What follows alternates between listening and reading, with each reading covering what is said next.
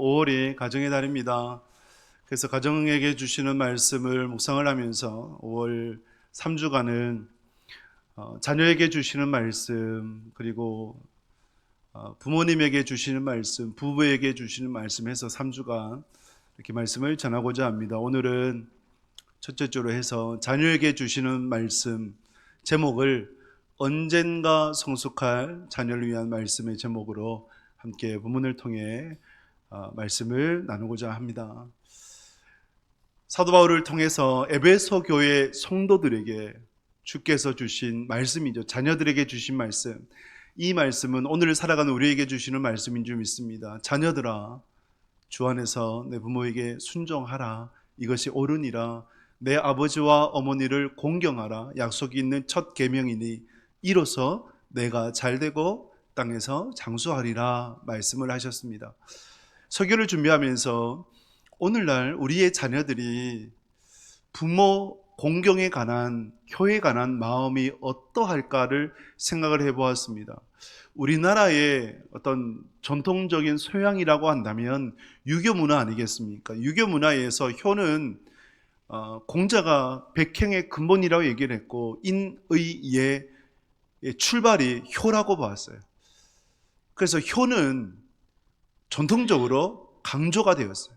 그래서 어느 누구든지 부모님을 잘 모셔야 돼 라고 하는 마음은 누구든지 갖는다라고 생각을 합니다. 유명한 일화가 있어요. 여러분 1,000원짜리 지폐의 얼굴이 누구입니까?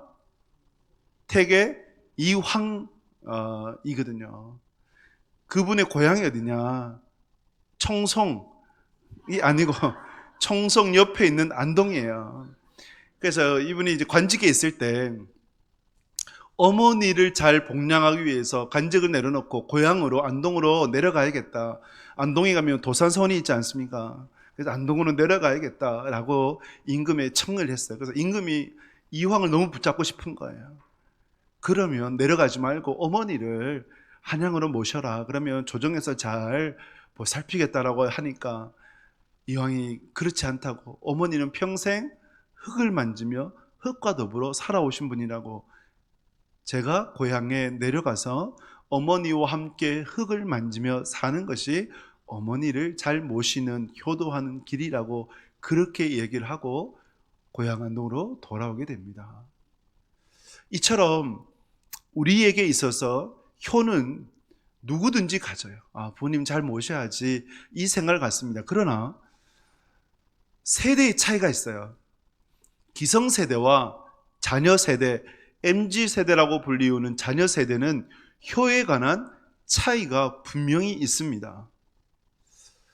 부모님과의 관계에 있어서 부모님 세대는 부모님의 권위를 인정을 하고 부모님의 말씀이니까 순종해야지, 따라야지, 이 마음이 있어요. 그런데 자녀들의 세대에 있어서는 부모님의 관계에 있어서 권위보다는 상호 동등하다고 여겨요.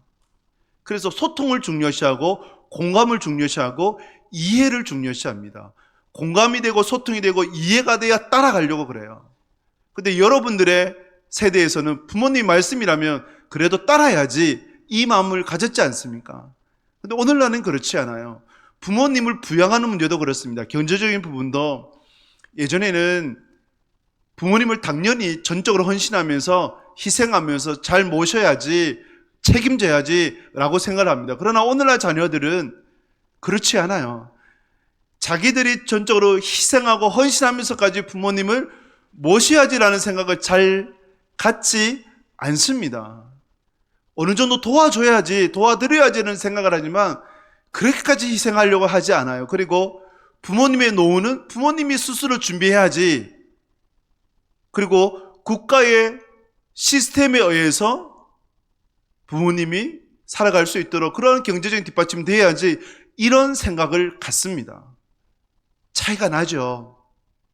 주거의 문제도 마찬가지고요, 관계의 문제도 마찬가지고요. 그래서 자녀들의 세대와 부모님의 세대의 부모의 효에 관한 관점들이 서로 다르다라는 것을 시간이 가면 갈수록 느끼게 됩니다. 그러면 여러분, 시대가 변하잖아요. 사람들이 변해요. 이러한 세대 가운데 그리스도인은 어떤 가치관을 갖고 살아야 하는 걸까요? 성경을 뭐라고 부릅니까? 성경을 정경이라고 불러요. 캐논이라고 불러요. 정경의 의미는 불변이거든요. 진리라는 거예요. 시대가 변하고 사람이 변하고 세월이 변한다 해도 가치관이 변한다 해도 성경은 변하지 않는다는 거죠. 인류 역사가 시작할 때부터 지금까지 그리고 주님이 다시 오시는 그날까지 성경의 가치는 절대 변하지 않아요.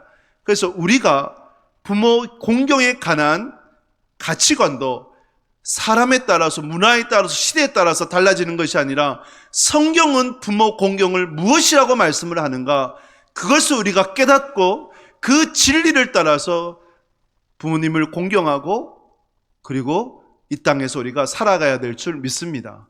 그래서 오늘 자녀에게 주시는 말씀을 통해 이것이 여러분들의 부모 공경에 관한 지침, 기준, 정경이 될 수 있기를 바라고 이 말씀 따라 살아가는 복된 인생 되시길 주님의 이름으로 축복합니다. 부모 공경에 관해서 성경을 통해 주님께서 무엇이라 말씀하시느냐? 에베소서 6장 1절 말씀 같이 읽겠습니다. 자녀들아 주 안에서 너희 부모에게 순종하라. 이것이 옳으니라. 아멘. 주님께서 사도 바울을 통해 에베소 교회에 주신 말씀 그리고 우리에게 주신 말씀 가운데 부모에게 순종하라라고 말씀을 하죠. 어느 종교든지 부모에게 순종하라고 가르칩니다. 그렇죠? 부모에게 불순종하라고 가르치는 종교는 어느 종교도 없어요. 그런데 타 종교와 다른 기독교만의 독특함이 있어요. 성경만의 특별함이 있어요. 부모에게 순종하라고 할 때 그 전제가 무엇입니까? 타 종교와 차이가 무엇입니까? 주 안에서예요. 주 안에서. 주 안에서 부모님에게 순종하는 것이 무엇인가? 주 안에서 부모님에게 순종한다는 것이 왜 중요한가라고 할 때에 여러분 우리가 자라나면서 성장하면서 부모님으로부터 크고 작은 상처를 받습니다. 또 부모님에게 자녀들이 상처를 주기도 합니다. 그런데 부모님의 마음을 헤아려 보면 저도 이제 아이들 좀 키워보니까 부모됨 아니겠습니까? 근데 부모의 늘 한결같은 마음은 뭐냐? 내 자녀가 행복했으면 좋겠다. 이것이 부모의 한결같은 마음 아니겠어요? 그런데 부모로서 잘 준비가 되지 못하는 것이 사실입니다. 나이가 되고 결혼하고 자녀를 낳다 보니까 어쩌다가 부모가 되었다. 이것이 실제가 아니겠어요? 그러니까 서툴지요. 실수도 하죠. 자녀들을 잘 양육하려고 하다 보니까 야단도 치고 때로는 매도 들고 그렇게 하는 것이죠. 그래서 자녀들은 상처가 있어요. 어떤 목사님, 한국교회에서 굉장히 유명한 목사님이 계세요. 그 목사님의 자녀가 초등학교 6학년이 됐는데 어느 날 교회 옮기겠대요. 그래서 다른 교회에 다니고 싶다. 아버지가 너무 충격을 받은 거예요. 왜 그러느냐라고 물어보니까 말을 안 하더래요. 근데 계속 물어봤어요. 물어보니까 이 아이가 초등학교 6학년 아이가 하는 말이 초등학교 1학년 때 아빠가 매를 들었어요. 그 매를 드는 얼굴이 너무 무서웠고 그것이 그 아이에게 트라우마가 되어가지고 6학년 때까지 6년 동안 아빠 볼 때마다 너무 무서웠대요. 그 이제 사춘기가 되고 하니까 용기를 내가지고 다른 교회 가고 싶다라고 얘기를 했던 것이죠. 그래서 이 아버지가 그 아이 앞에서 무릎 꿇고 용서를 구했대요. 아빠를 용서해줘. 다워. 아빠가 그렇게 했던 거 정말 미안하다. 근데 이 아이가 펄쩍펄쩍 뛰어요. 왜 아빠가 내 앞에서 무릎 꿇고 용서를 구하냐고. 그러면서 한 5분 지나서 그 아이의 눈에 닭똥 같은 눈물을 뚝뚝 흘리더니 아버지 용서해드릴게요 라고 하면서 부녀지간에 서로 껴안아 울면서 그렇게 관계가 회복되는 시간을 가졌다라고 얘기를 합니다. 그 자녀가 고등학생이 되어서는 이렇게 고백했다 그래요. 아버지가 믿는 하나님을 저도 믿고 싶습니다. 그 고백을 하더래요. 부모님에게 상처를 받아요. 또 부모님에게 상처를 주기도 하고 그러면서 자녀들이 해서는 안 될 말 중에 하나가 있는데 엄마가 아빠가 제게 해준 것이 뭐가 있냐? 하지 말아야 될 말인데, 그런데 너무 화가 나면, 감정적으로 치닫다 보면 이 말이 튀어나오죠. 여러분들도 이런 아버지에게, 어머니에게 이런 말을 해본 적 있습니까? 그런데 여러분, 실제 생각을 해보면 부모님이 여러분들에게 해준 것이 없습니까? 여러분들은 스스로 성장했고 스스로 지금까지 살아왔다라고 생각하는, 착각하는 사람들이 많죠. 그런데 여러분들이 태어나서 처음부터 여러분들이 먹고 자고 씻고 그렇게 했습니까? 아니잖아요. 여러분들을 먹이고 입히고 똥 싸면 그 똥구덩이 갈고 누가 했어요? 엄마가 했고 아빠가 했잖아요. 그렇지 않습니까? 그래서 제 어릴 적에 생각을 해보면, 저희 이제 아버지와 어머니, 저와 이제 셋이서 시장에 가서, 장날이 되면 시장에 가서 외식을 해요. 외식하는 뭐 있겠습니까? 짜장면 한 그릇 먹는 것인데, 그런데 어머니는 배가 부르다, 또 맛이 없다, 또는 먹고 싶지 않다 해서 안 드시더라고요. 근데 실제로 배부른 줄 알았고 짜장면을 싫어하신 줄 알았어요. 근데 왜 그러냐? 아들 입에 하나라도 더 들어가기를 원해서, 없는 형편에 조금 더 아끼려고. 그것이 부모님의 마음이다. 근데 저희 아버지는 꽃배기를 드시더라고요. 참 다르죠? 예, 달라요. 그것이, 근데 나중에 돼서 알죠. 나중에, 내 어머니가 그 마음이셨구나. 그때는 몰랐죠. 초등학교 때는 몰랐죠. 지금 되어서 조금이라도 알게 돼요. 미우라 아야코의 빙점이라는 소설이 있어요. 그 소설의 여주인공이 자살을 시도를 해요. 왜냐하면 자신이 첩의 딸이라는 것을 알고 삶의 모든 것이 무너져 버렸어요. 그래서 죽으려고 그랬어요. 하얀 눈길을 걷고 또 걸어서 절벽에서 떨어지려고 그러는데, 그런데 그 꼭대기에 서서 잠시 뒤돌아보니까 자신의 걸어온 그 하얀 눈밭에 발자국이 삐뚤삐뚤한 거예요. 자기는 똑바로 걷는다고 그러는데 왜 저 발자국이 삐뚤삐뚤할까? 그러면서 어머니가 생각이 나더래요. 어머니도 잘 살고 싶어서 몸부림치다가 그렇게 삐뚤삐뚤한 인생을 살지 않았을까? 그 어머니 마음이 조금 이해가 되더래요. 그래서 어머니 우리를 용서하게 되고 그 관계 회복되어지니까, 그래서 그 극단적인 마음도 내려놓게 되었다는 그런 글이 있어요. 그거예요. 부모님에게 마음. 그러면서 여러분, 우리의 마음 가운데 주 안에서 부모에게 순종하라가 왜 중요하냐 하면,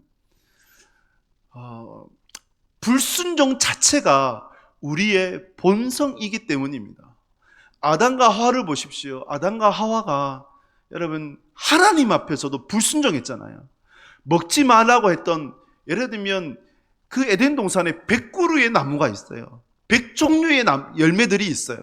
근데 하나님께서는 99만 취하고 먹고 이 하나의 선과 악을 알게 한 나무의 열매는 먹지 말아라고 말씀하셨는데, 그런데 인간의 마음 가운데는 불순종의 영이 있어서 먹지 말라고 한 그 하나를 먹고 싶어 했잖아요. 그래서 죄가 이 세상에 들어오잖아요. 그래서 우리 마음 안에는 뭐냐면 불순종의 영이 있어요. 그러니까 뭐가 중요하냐면 주 안에서 부모님에게 순종해야 돼요. 그리고 불순종은 죄로 인한, 죄에 의해서 기인된 거예요. 죄인이기 때문인 거예요. 무엇이 필요하냐? 하나님 앞에서 내가 얼마나 큰 죄인인가를 깨달아야 됩니다. 그리고 하나님의 그 크신 사랑으로 내가 죄 씻음 받고 정말 하나님의 자녀가 되어서 하나님의 백성으로 살아가고 있구나, 이 죄인인 것을 깨닫게 되면 부모님이 나를 향하신 그 크신 사랑도 깨닫게 돼요. 그래서 뭐가 필요하느냐? 주 안에서가 필요한 거예요. 주 안에서 주님을 통해 부모님을 바라볼 수 있어야 되는 거예요. 십자가라는 렌즈를 통해서 부모님을 바라볼 수 있어야 되는 거예요. 그러면요, 우리가 주 안에서 부모님에게 순종할 수 있는 것입니다. 이 말씀대로 살아가실 수 있기를 주님의 이름으로 축복합니다. 주 안에서 부모님에게 순종하십시오. 이것이 옳습니다. 바른 거예요. 주 안에서 부모님에게 순종한 성경의 예가 뭐가 있을까 할 때 참 많지요. 그 중에 하나를 보게 되면 아브라함의 아들 이삭이죠. 하나님께서 아브라함을 테스트하기 위해서 하나밖에 없는 아들 이삭을 모리아산에 가서 번제물로 드려라. 번제가 뭡니까? 모조리 태워가지고 향기로 하나님 앞에 제사를 올려드리는 것이, 그것이 번제예요. 아브라함이 아침 일찍 아들 이삭을 데리고 짐을 챙겨서 모리아산으로 가요. 모리아산에 도착했을 때 종들 보고는 남아라 그러고 아들 이삭 단 둘만 이제 올라갑니다. 올라가는 어느 정도 중간쯤에 이삭이 묻지 않습니까? 왜 다른 번제할 재료들은 다 준비되어 있는데 번제물이 없습니까? 이때 아브라함이 뭐라 대답합니까? 하나님께서 준비하신다. 그래 대답을 해요. 근데 하나님께서 준비하신다. 실제로 아브라함에게 준비된 건 없었잖아요. 제물이 누구였어요? 이삭이었어요. 이삭을 아브라함이 결박하고 제단에 올리고 칼을 들어서 그 이삭을 죽이려고까지 했잖아요. 근데 여러분, 이삭이 저항합니까? 저항하지 않잖아요. 아버지 아브라함은 100세가 넘었어요. 노인 중에 노인이에요. 이삭은요? 청소년, 청년이에요.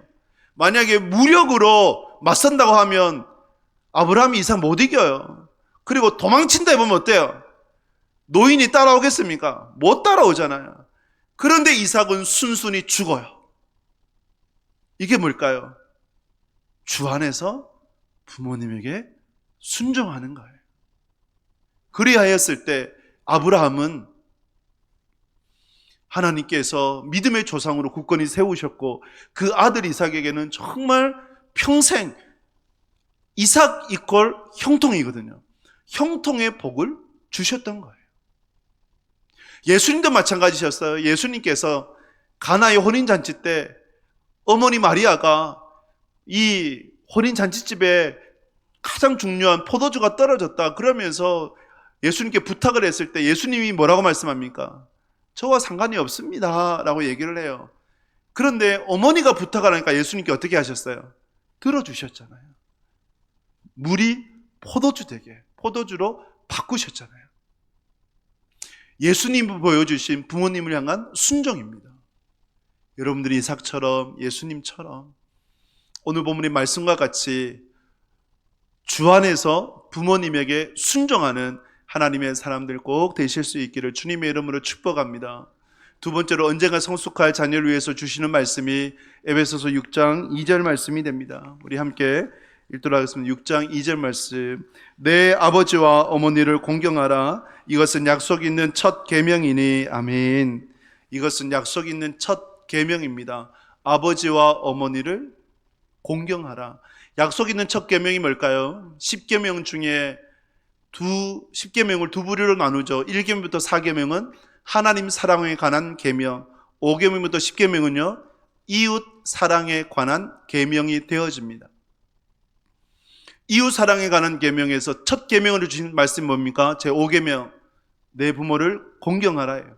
그래서 약속 있는 첫 계명이 되어지는 것입니다.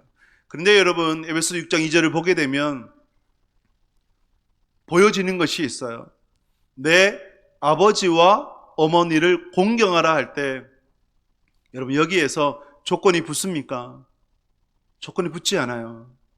아버지라면, 어머니라면 공경하라. 그래서 저는 이렇게 풀어봤어요. 부모님이라면 공경하십시오. 부모님이라면 공경해야 되는 거예요. 자, 이번에 컨퍼런스 갔을 때에 하이패밀리 대표이신 송기론 목사님 또 이제 강의를 하셨는데, 그 가운데 이런 간증을 하시더라고요. 본인이 큰 아들인데 부모님이 연로하셔서 여든이 다들 넘으셨고, 그런데 연로하신 아버지가 어머니에게 시계를 선물하기를 원하시더라. 그래서 시계를 고르는데 예쁜 여자 시계, 연로하신 어머니가 예쁜 여자 시계를 고르지 않고 투박한 남자 시계를 고르더래요.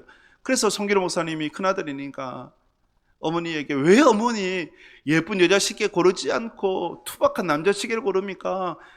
여자 시계 고르세요 라고 얘기하니까 어머니가 끝내 우기면서 고집 씌우면서 투박한 남자 시계를 고르더래요.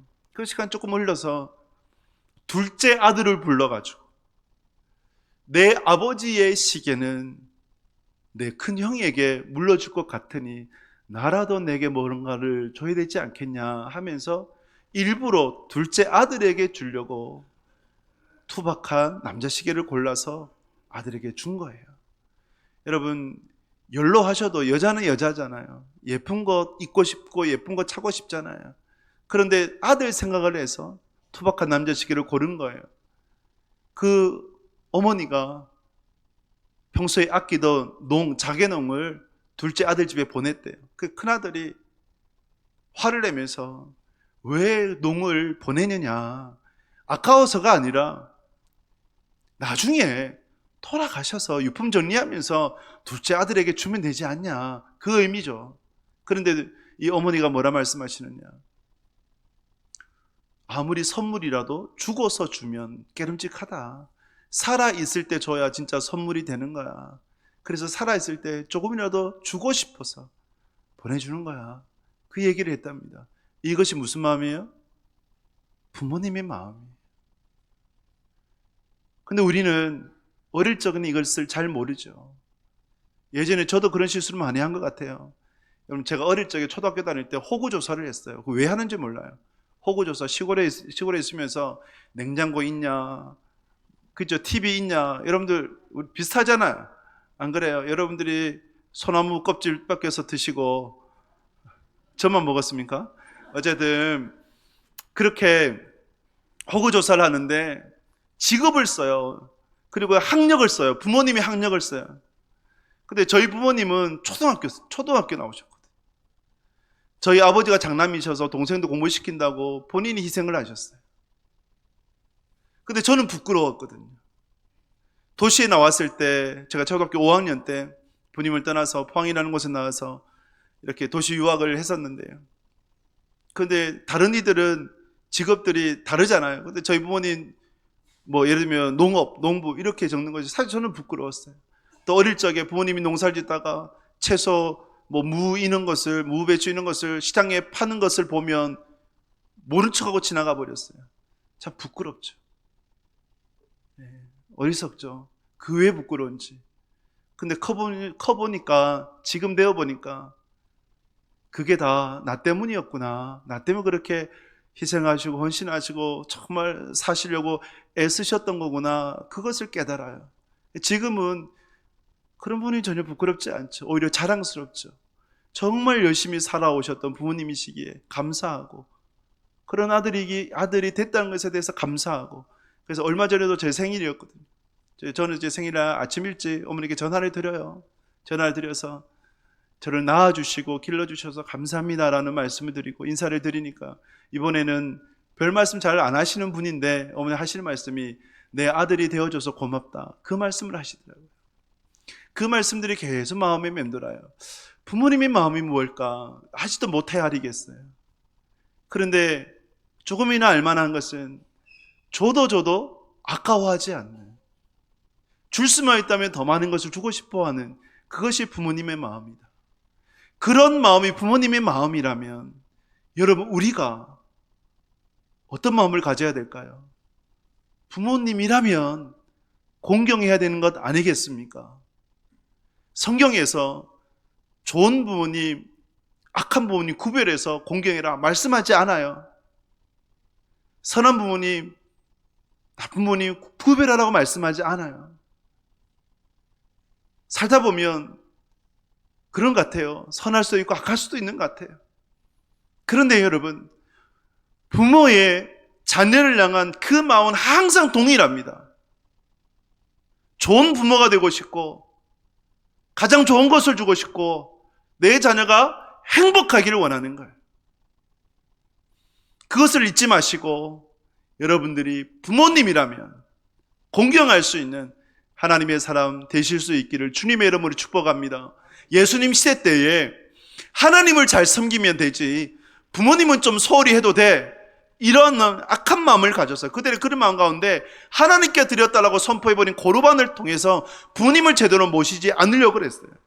이것을 아셨던 예수님께서 그들에게 뭐라 말씀하신 줄 아십니까? 마태복음 15장 6절을 보게 되면, 마태복음 15장 6절 말씀 같이 읽겠습니다. 하나님이 이르셨을 때 내 부모를 공경하라 하시고 또 아버지나 어머니를 비방하는 자는 반드시 죽임을 당하리라 하셨거늘. 아멘. 예수님께서 내 부모를 공경하라고 하셨어요. 그러면서 아버지나 어머니를 비방하는 자는 반드시 죽게 된다라고 말씀을 하세요. 이것이 주님의 말씀이에요. 주님의 마음이에요. 그러니 여러분, 세상같이, 세상은 변하고 사람들이 변하고 시대는 달라져도 부모 공경을 향한 하나님의 말씀, 성경은 불변합니다. 이 말씀 따라 주 안에서 부모님에게 순종하시고 부모님이라면 공경하는 여러분들이 꼭 되실 수 있기를 주님의 이름으로 축복합니다. 이러한 자녀들에게 주님께서 허락하시는 복이 있지요. 그 복이 무엇입니까? 에베소서 6장 3절 말씀 같이 읽겠습니다. 이로써 내가 잘되고 땅에서 장수하리라. 아멘. 십계명 중에 모든 것은 심판의 말씀입니다. 우상을 섬기지 마라, 우상을 만들지 마라, 안식일을 기억하여 거룩히 지키라, 하나님의 이름을 망령되이 일컫지 마라, 살인, 간음, 도둑질, 거짓 증거, 이웃의 것을 탐내지 마라, 심판에 관한 말씀인데 축복을 붙인 것이 5계명이에요. 내 부모를 공경하라. 이로써 내가 잘되고 내 땅에서 장수하리라. 신명기 5장 16절에서는 내게 준 땅에서 내 생명이 길고 복을 누리리라고 말씀을 합니다. 여러분들이 주 안에서 부모님을 순종하고 부모님이라면 공경함을 통해 주께서 주신 약속을 누리는 하나님의 사람들 되실 수 있기를 주님의 이름으로 축복합니다. 모압 여인 룻을 보십시오. 모압 여인 룻이 무엇이 있었습니까? 시아버지도 죽고 남편도 죽고 시동생도 죽었어요. 남자들은 싸그리 다 죽어버렸어요.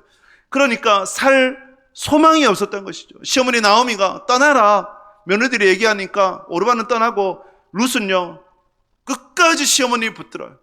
시어머니 하나님이 나의 하나님이 되고 시어머니 백성이 나의 백성이 됩니다. 나를 떠나지 마십시오.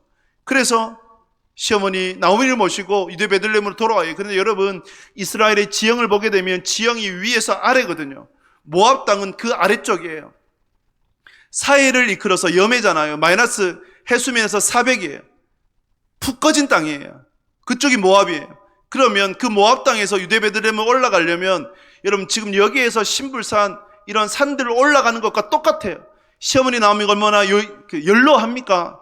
그런 시어머니 나오미가 그 험악한 지대를 오르고 올라서 유대 베들레헴을 혼자 올라간다? 힘들어요. 그리고 시어머니 나오미가 그 연로한 몸을 이끌고 살아가기에는 정말 척박한 세상이 되는 것이죠. 그러한 시어머니 나오미, 며느리 룻이 있었기 때문에 살아갈 수가 있었던 거예요. 그런 룻에게 하나님께서 복을 주시지 않겠습니까? 보아스를 만나요. 근데 보아스가 룻에게 복을 비는데 왜 이렇게 복을 비냐라고 할 때 룻기 2장에 보면 이렇게 말씀을 해요. 룻기 2장 10절에서 12절 말씀 같이 읽습니다.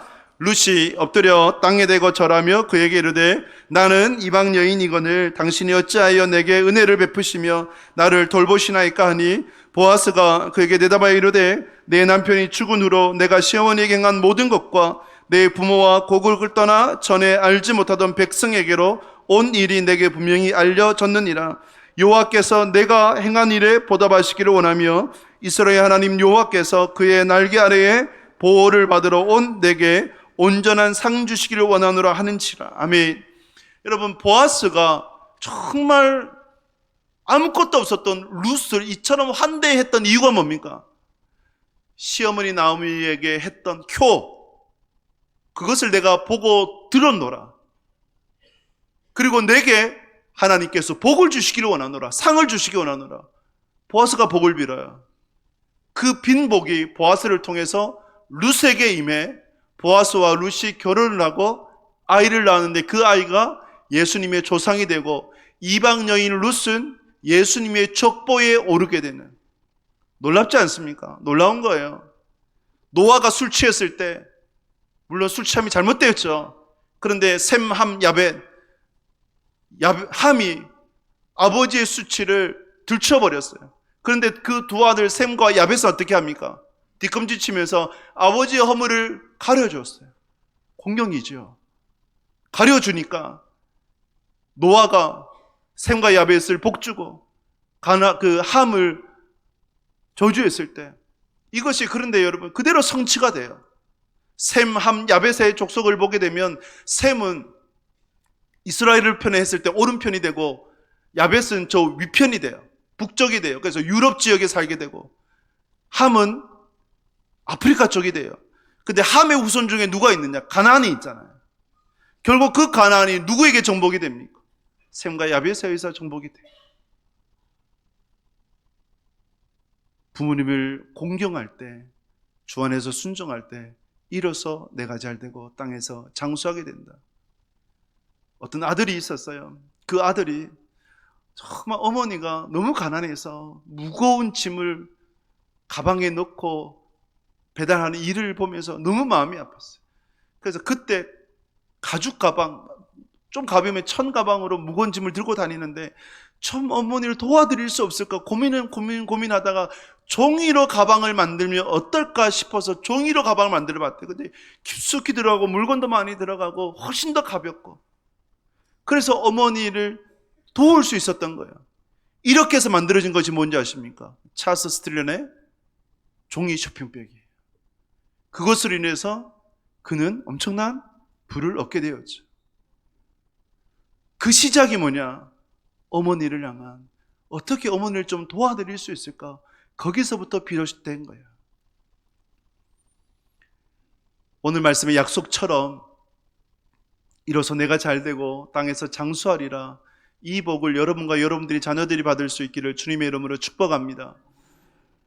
일부 예배 때도 함께 나눴지만 여러분, 언젠가 성숙할 자녀가 드릴 기도가 있어요. 제가 아마 매년 이 기도를 말씀을 드리는 것 같아요. 하나님, 부모님이 제 덕을 보며 살게 하옵소서. 이것이 오늘을 살아가는 우리 자녀가 드려야 될 기도라고 생각을 합니다. 그런데 자녀된 여러분, 오해하지 마십시오. 착각하지 마십시오. 어느 부모라도 자녀의 덕을 보며 살고 싶은 부모는 없어요. 저도 마찬가지고 자녀들에게 하나라도 기대며 바라며 그렇게 살고 싶은 마음이 없어요. 하지만 자녀됨에 있어서는 하나님, 부모님이 내 덕을 보며 살게 해 주십시오라는 기도는 자녀들이 마땅히 드려야 될 기도인 줄 믿습니다. 부모님께 순종하고 부모님을 공경하기 원한다면 그러면 이 기도를 하나님 앞에 올려드려야 되는 것 아니겠습니까? 이것은 오늘 에베소 6장 1절 3절 말씀의 성취예요. 제 덕 보며 살게 해주십시오가, 그 기도가 부모님을 향한 순종이고 부모님을 향한 공경이거든요. 그리고 자녀가 잘 되어야, 복을 누려야 또 부모님이 자녀의 덕을 보며 사는 것 아니겠습니까? 이로써 내가 잘 되고 땅에서 장수하리라, 내게 준 땅에서 내 생명이 길리라, 복을 누리리라, 이것이 성취되어야 자녀의 덕을 보면서 부모가 사는 것 아니겠습니까? 그래서 말씀의 성취가 이 기도 속에 담겨져 있다. 오늘 이 자리에 예배드리는 자녀된 여러분, 이 기도 올려드릴 수 있기를 주님의 이름으로 축복합니다. 하나님, 부모님이 제 덕을 보며 살게 하옵소서. 말씀을 맺습니다. 부모님을 순종하고 부모님께 공경을 한다. 여러분, 이것이 의지적으로, 의무적으로 가능할까라고 할 때 성경에서는 아니다라고 말씀을 해요. 오늘날 세대는 더 그래요. 권위가 무너졌고, 그리고 부모보다는 나 중심으로 살아가는 세대 아닙니까? 이러한 세대 가운데 결국 우리에게 진정으로 필요한 것이 무엇인가? 주 안에서예요. 내가 먼저 예수님과 깊은 만남을 갖고, 그래서 내가 얼마나 죄인인가, 예수님이 나의 죄 때문에 십자가 못 박혀 죽으심을 말미암아 내 죄가 예수님께 전가되고 예수님의 의로움이 나에게 전가되어서 내가 의로운 자가 되었는데, 죽을 수밖에 없는 자가 살게 되었는데 이제는 나를 위해서 사는 것이 아니라 주님을 위해서 살아야 되겠다, 이 고백이 되어야 되고, 이 고백이 되고 하나님의 그 크신 은혜가 깨달아지게 되면, 그러면 더 깨달아지는 것이 있어요. 뭘까요? 부모님이 나를 향한 사랑이요, 나를 향한 은혜요, 나를 향한 헌신이요, 나를 향한 희생, 그것이 깨달아져요. 그래서 부모님께 순종하게 돼요. 부모님을 공경하게 돼요. 중요한 것이 주 안에서예요. 여러분들이 주 안에서 부모님과 깊은 교제 누릴 수 있기를 주님의 이름으로 축복합니다. 먼저 주님과 깊은 교제 누리고 주 안에서 부모님께 순종하고 부모님을 공경함을 통해서 하나님께서 주시는 복, 일어서 땅에 잘 되고 복을 누리는 하나님의 사람들이 꼭 되실 수 있기를 주님의 이름으로 축복합니다.